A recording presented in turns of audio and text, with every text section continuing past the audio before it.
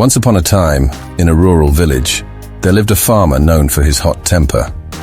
One day, as he was working in his field, he spotted a snake slithering through the crops.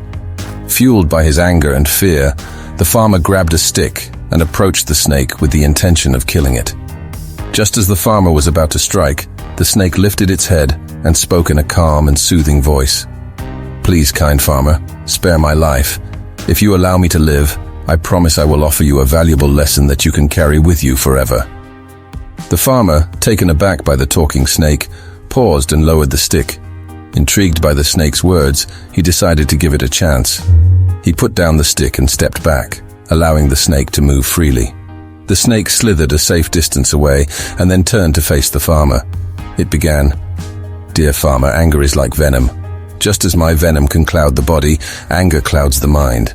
When you let anger control you, you are unable to think clearly, and your judgment becomes clouded." The snake continued, "When you're filled with anger, you may make decisions that you later regret. Just as my venom can harm others, your anger can harm those around you and even yourself. But if you can learn to control your anger and clear your mind, you will be able to make wiser choices and live a more peaceful and fulfilled life." The farmer listened attentively to the snake's words. He realized the truth in what the snake was saying. He had often acted impulsively out of anger, and it had caused problems for him and those around him. Grateful for the snake's wisdom, the farmer thanked the snake for sparing its life and for imparting such a valuable lesson.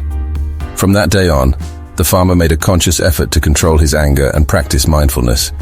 He found that by doing so, he was able to navigate life's challenges with greater clarity and composure.